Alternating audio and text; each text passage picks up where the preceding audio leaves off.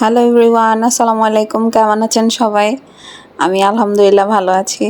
গত ভিডিওতে আপনাদের সাথে শেয়ার করেছিলাম আগ্রা তাজমহলের গল্প।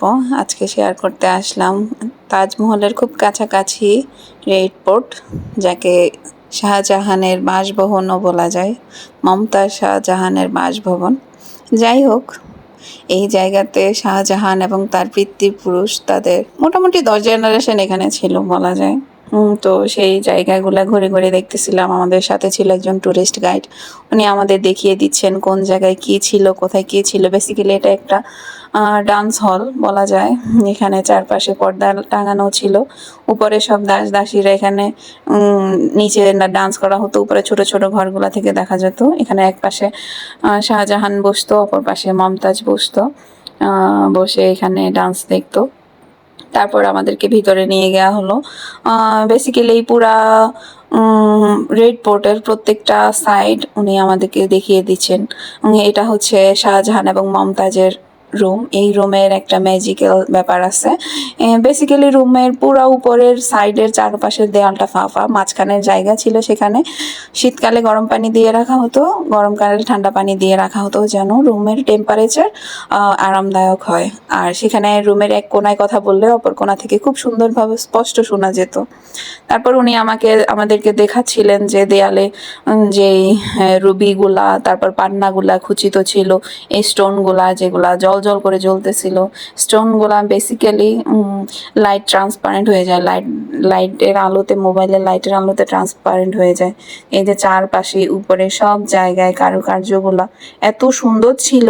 এখন এত শত বছর পরে, প্রায় 800 বছর বলা যায় পরে, এই জিনিসগুলো দেখতে এখন এত সুন্দর, না জানি তখন কত সুন্দর ছিল। আর এটা হচ্ছে শাহজাহান, আর এটাই হচ্ছে সেই জায়গা যেখানে সম্রাট শাহজাহানকে তার পুত্র জাহাঙ্গীর মৃত্যুর আগ পর্যন্ত নজরবন্দি করে রেখেছিলেন। আর এই রুমের জানলা থেকে খুব স্পষ্টভাবে তাজমহল দেখা যেত। তার মৃত্যুর আগ পর্যন্ত সেখানে তাজমহল দেখেই কাটিয়েছেন। এটাকে উনি বলছিলেন দিওয়ানে খাস। আমরা যেটা বুঝছি সেটা হচ্ছে যে এটা ওনার এমপি মন্ত্রী যারা ছিল তাদের নিয়ে বৈঠক করার মতো একটা জায়গা। আর এখানে চারপাশটা আমরা ঘুরে ঘুরে দেখতেছিলাম। বেসিক্যালি এই জায়গার স্পেশালিটি এই দিওয়ানে খাসটাই ছিল। তারপর এটা ছিল মিনা বাজার। উনি যেটা বুঝেই বলতেছিল, যেখানে নিচে তৎকালে বাজার বসতো। অনেক আশেপাশে চারপাশের অনেক এরিয়া থেকে মানুষজন এখানে জিনিসপত্র নিয়ে এসে বিক্রি করতো। সামনে যে আমরা জায়গায় যাচ্ছি, উঁচু জায়গাতে শাহজাহান বসতো, অপর পাশে মমতাজ বসতো। আর ওই যে তাজমহল দেখা যাচ্ছে, এখান থেকে তাজমহল এত স্পষ্ট, সুন্দর এবং বড় দেখাচ্ছিল, যা দেখে আমরা অবাক হচ্ছিলাম যে এত দূর থেকে এত বড় লাগছিল, কিন্তু কাছ থেকে একটু ছোট লাগছিল। আর তারপর নিচে চলে আসলাম।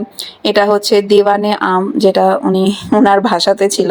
দিওয়ানে আম বলতে উনি যেটা বুঝাচ্ছিল, আর আমরা যেটা বুঝছি সেটা হচ্ছে যে এই জায়গায় বসে সম্রাট সাধারণ মানুষদের সাথে দেখা করতেন, কথা বলতেন, তাদের দুঃখ কষ্টের কথা জানতেন, বুঝতেন, তাদের সাহায্য করতেন।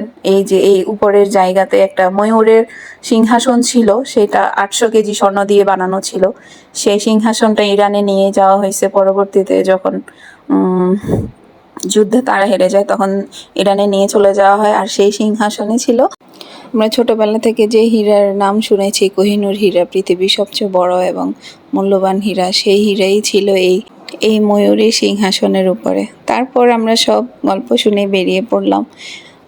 বেরিয়ে পড়তেই যে চলে যাচ্ছি, আমাদের গাইড আমাদেরকে সব কিছু বলতে বলতে নিয়ে যাচ্ছে। এখানে আলবেরে একটু ঘুরে ফিরে ঢং করতেছে।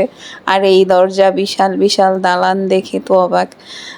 বেসিক্যালি এই দালানের বাইরেও কিন্তু সুরক্ষার জন্য অনেক অনেক কিছু অবলম্বন করতেন সেই সময়কার। এখানে অনেক পানি দেয়া ছিল, পানির মধ্যে এই বিশাল খালটাতে সম্রাট কুমির পালতেন।